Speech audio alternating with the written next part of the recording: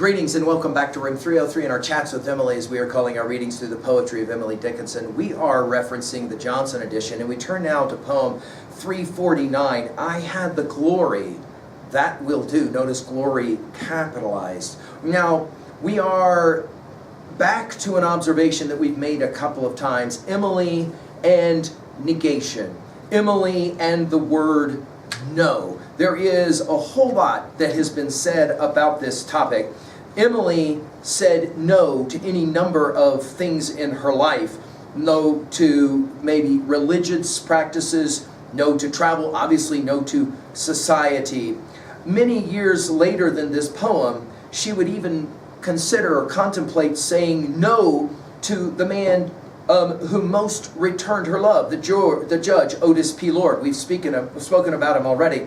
In a letter, number 562 of 1878 to Lord, she said this to him, quote, "Don't you know you are happiest when I withhold and not confer? Don't you know that no is the wildest word we consign to language?" Now, I find this an interesting poem for this very study. Our assumptions that you've been following our stuff at learnstrong.net down that left-hand side, Chats with Emily, our playlist. I'm hopeful that you've already worked through our preceding introductory comments, as well as the study of the preceding 348 poems. We just finished with 348. I dreaded the first robin. And if you did, by the way, think about that poem, 348. In some ways, Emily said no to spring. Now, some will read this poem as Emily as the saint. Emily as the one who renounces the glory for a greater glory. Now, exactly what that is, as is the case in so many of our poems with Emily, we don't know, which is why we call our series Chats with Emily. We're speculative at best. Is it possible that Emily said no to a relationship or to a possible affair, and that set her up to say, I am willing to sacrifice even that to get greater glory? And that really is the point of this poem. I am willing to sacrifice a certain kind of bliss to get another kind of bliss. By the way, Emily will use several words in this poem, and it will be the only time she uses those words in all of her corpus. Let's enjoy the poem. I had the glory, that will do, an honor thought can turn her to, when lesser fames invite with one long nay.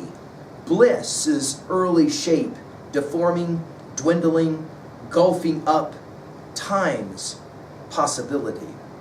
Now, some have read this, the tone of this poem is victorious. In other words, I was able to walk away, and therefore I was able to experience a greater glory because I gave up a lesser glory. Some have seen this as melancholy. She's looking at a situation when she made a decision in her life she could not come back from, and she's not altogether sure that it was in fact the valued decision that she would like it to be. I'll leave it up to you guys to decide how you read it. Notice I had the glory capitalized. That will do takes us back to poems 279 and 296. And then it was an honor, so we go from glory to honor. Thought can turn her to. In other words, the fact that I turned this glory down is something I can look back to. Thought, think about it, can turn her to when lesser fames invite. In other words, the fact that I turn this down allows me to reason that there's something greater, some greater accomplishment I was able to invite into my life with one long nay. That is to say, the no of Emily, right? And then she'll say it with the word bliss, which takes us back, of course, to poem 340. You'll remember in our study of that poem, we said in 39 poems she uses this word bliss. Bliss is early shape, deforming, only one time used in all of Emily's poetry. Dwindling, used only one time in Emily's poetry. Gulfing, used only one time in Emily's poetry. Notice there are three here. Deforming, dwindling, gulfing up time's possibility. Now, how exactly can we read a poem like this at 2a? I think her argument is actually, I think she's making an argument about great artists. Artists have to resist lesser fame for true glory. And in the process of doing that, there will always be a certain kind of, did I do the right thing? Is it okay that I did that? In the process of negation. At 2b, consider the word choice and the fact that she only uses the words deforming and dwindling, engulfing, this one time in this poem. At 3A, I want to take you to the great scholar Jane Donahue, who points this out in her book, Dickinson's Strategies of Limitations.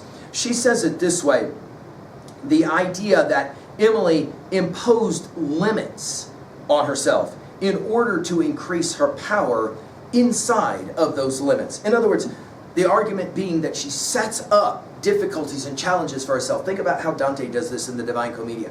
In other words, he puts himself in hell so that he can get through hell. At 3B, finally, to own a poem like this, what was a time when you gave up lesser fame to get some kind of greater glory? I hope Emily's challenging you. Thank you.